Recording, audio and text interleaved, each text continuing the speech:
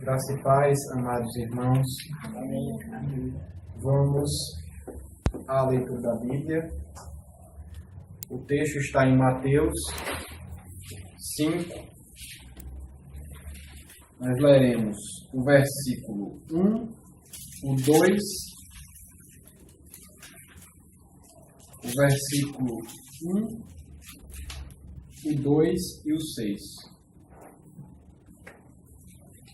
Diz assim a palavra de Deus. Vendo Jesus as multidões, subiu ao monte e, como se assentasse, aproximaram-se os seus discípulos, e ele passou a ensiná-los, dizendo: o 6 diz: bem-aventurados os que têm fome e sede de justiça, porque serão fartos. Amém? Meus irmãos,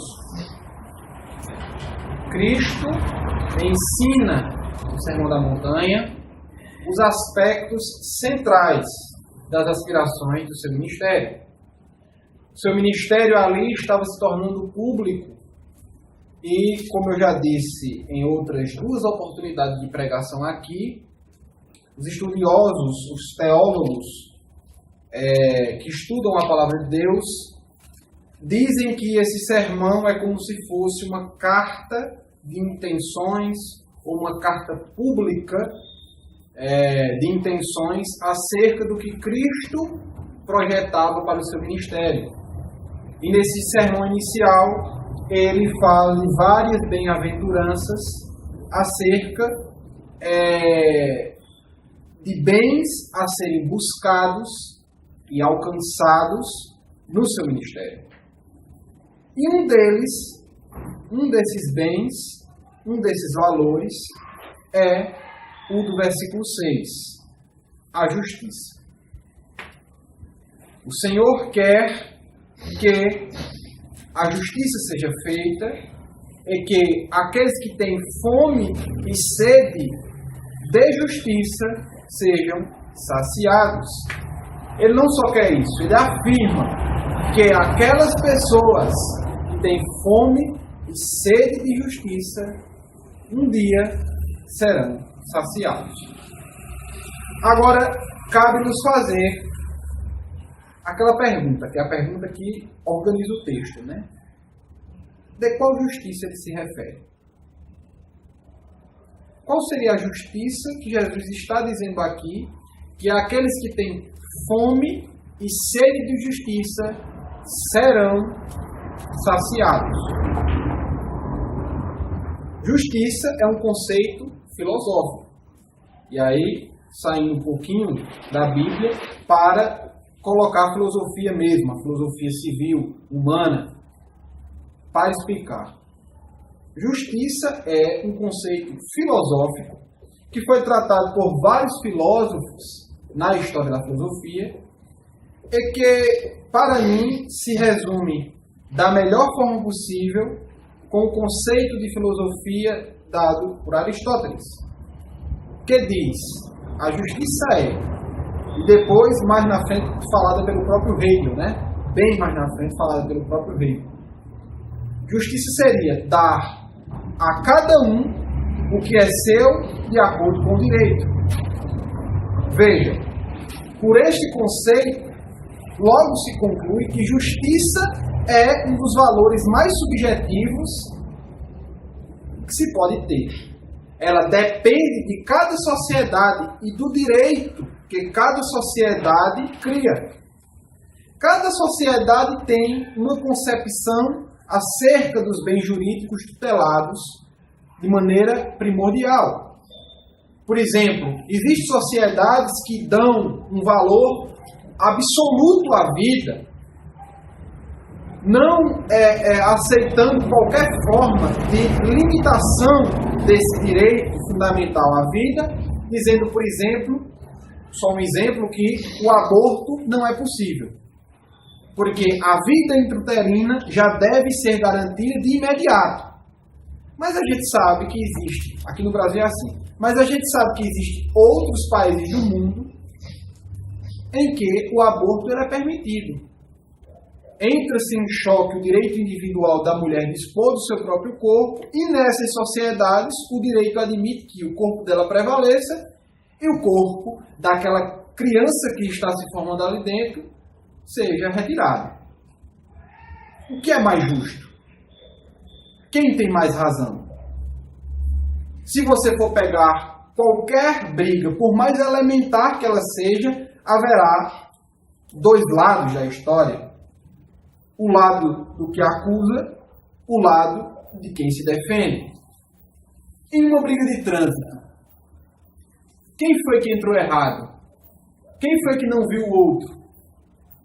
E você, como juiz, como você vai julgar e dizer quem está certo? Portanto, a justiça, ela é um valor, filosoficamente falando, relativo, tanto no que diz respeito à questão de qual direito é certo no âmbito dos países, como também ela é relativa quando vai se aplicar o direito.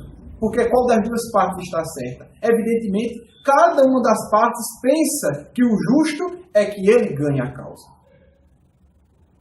Será que é essa justiça que Cristo está falando? A justiça casuística? A justiça aplicada na terra a conflitos individuais? Acredito que a Bíblia, e ela vai responder, a Bíblia diz que diretamente não. Não é dessa justiça que Cristo está falando. A justiça que Cristo está falando, e aí abra o texto que se encontra em Romanos 3, a partir do versículo 19.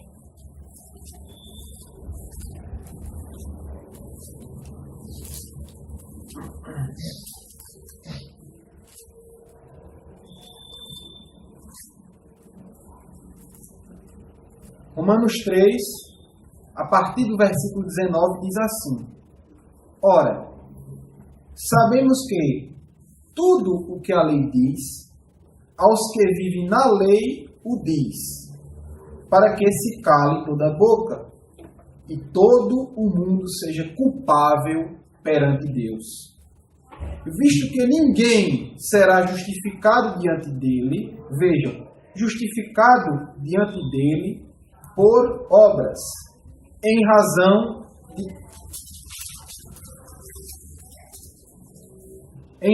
de que pela lei vem o pleno conhecimento do pecado. O 21 diz: Mas agora sem lei se manifestou a justiça de Deus, testemunhada pela lei e pelos profetas. Justiça de Deus mediante a fé em Jesus Cristo, para todos e sobre todos os que creem.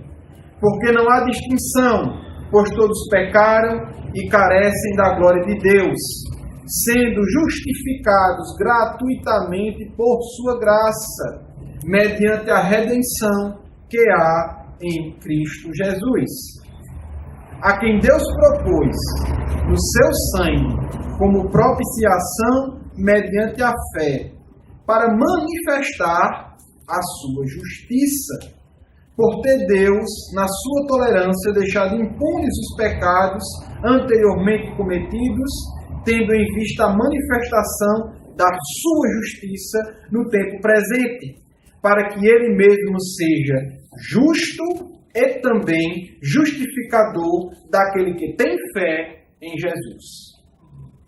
Acredito que, de maneira direta, a justiça a qual Cristo se refere é bastante bem explanada nesse texto.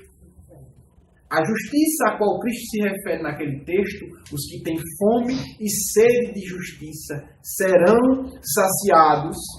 Trata-se da justiça que foi operado nele na cruz.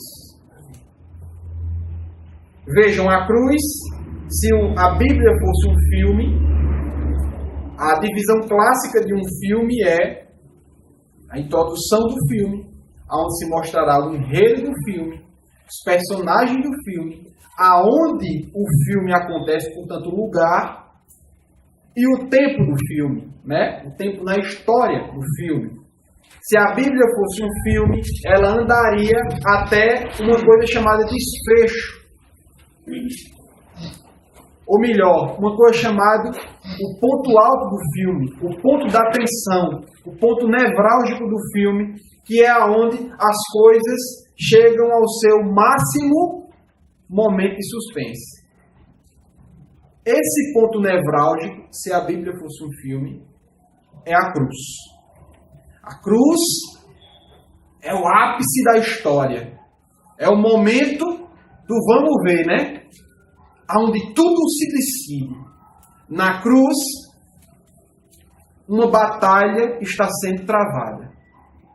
O Senhor Deus, o Pai, está derramando justamente a sua justiça, portanto, a punição pelos pecados, justiça, sobre um cordeiro inocente.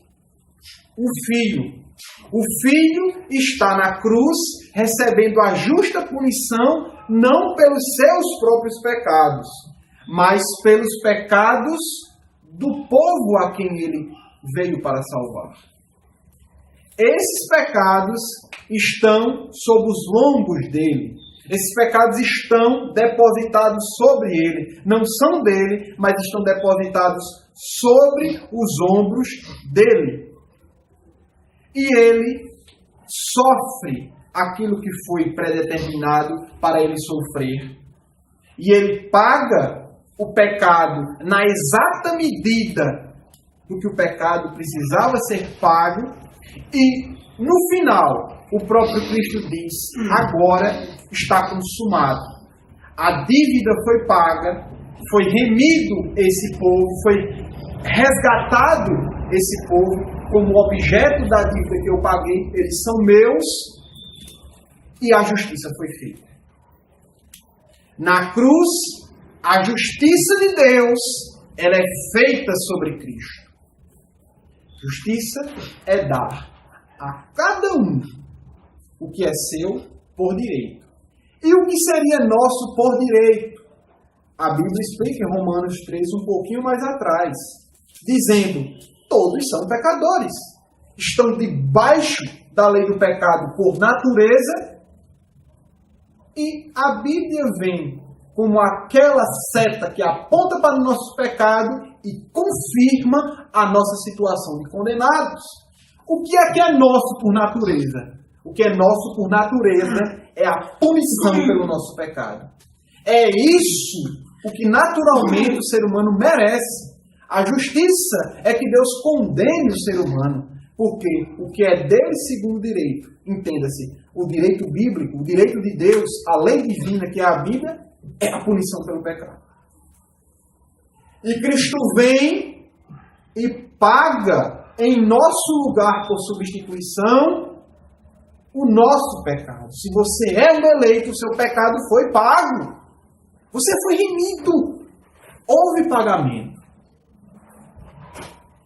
E agora a justiça para você se converte de condenação para salvação. Deus seria injusto se ele condenasse uma pessoa que foi remida por Cristo. Porque já não há mais condenação para você. Seria o que a gente chama de direito de bis idem. Cobrar duas vezes uma mesma dívida. É impossível. Aos eleitos, Deus deve, mas não a nós. Aquele que nos comprou, a Cristo, Deus deve a ele a nossa salvação. Nós temos que ser salvos. Senão, de que valeu o sangue do Cordeiro? Essa é a justiça a qual Cristo diz. Aqueles que têm fome e sede de justiça. E essas pessoas teriam pela regeneração do Evangelho. Essas pessoas serão saciadas. Meus irmãos, mistério de Deus, consiste, e é nisso que a Bíblia trata, do seu começo ao seu fim, em como salvar pecadores perdidos. E essa é a bela história da cruz. A história que 2000 anos a igreja vem sustentando como estandarte da sua vida. Um Deus que se humilhou, se rebaixou e se fez homem exatamente para essa hora. Para remir pecadores perdidos. Ah, meus irmãos, Esse é um mistério tão grande que antes de ser revelado pelos apóstolos, os próprios anjos, figuras celestiais, anelavam entender. Eles não compreendiam como Deus iria salvar aqueles pecadores sem deixar de ser o Deus justo que Ele é. Na cruz do Calvário, nós vimos de maneira humana, mas os anjos atônitos estavam olhando nos seus corpos celestes, nas suas formas angelicais, aquele desfecho para uma história que foi profetizada tantos e tantos e tantos anos antes, já no Éden. Meus irmãos, nós, como os salvos, somos o objeto da justiça. E voltando lá para Mateus 5, essa promessa se refere a nós e a todos quantos creram no nome salvador de Jesus Cristo na história. Voltando para Mateus 5, o texto diz: bem-aventurados os que têm fome e sede de justiça, porque serão fartos. Eu não poderia dizer outra coisa para encerrar a minha exposição, uma devocional da noite, um sermão que eu tentei ser curto, mais objetivo, para que nós possamos acabar o culto e nós peguemos essa palavra e possamos mastigá-la, possamos degluti-la aos pouquinhos. É que somente quem pode ter vontade, essa sede de que a justiça possa acontecer, é o verdadeiro salvo. Somente aquele que foi regenerado pelo Espírito, pela palavra de Deus, e veio a crer no nome do nosso Senhor Jesus Cristo, pode querer mais do que tudo que a justiça de Deus seja feita. Em que sentido? Para você se aplica em salvação. Você quer que a justiça lhe atinja no sentido de que você quer ter parte com Cristo e ser salvo, e ter parte no quinhão de Cristo, e viver com Cristo pela eternidade, portanto, ir para o céu, e para o eterno descanso. Isso para você é justiça. Mas ao mesmo tempo, se nós formos olhar lá em Apocalipse, tem dizendo que e viram que Cristo os pisava como aquele que pisa o lagar. E principalmente se referindo àqueles do primeiro século, mas também a toda a igreja perseguida, evidentemente. É nisso que consiste a paciência dos santos. Os santos sentem paciência porque sabem que toda perseguição sofrida pela igreja um dia será vindimada pelo Cordeiro. E a justiça para eles se aplicará em que eles sofrerão, não um substituto para eles sofrerá, mas eles sofrerão o derramamento da ira de Deus. Essa é a justiça. Evidentemente que também se aplica indiretamente esse texto à justiça humana. O crente deve amar a justiça.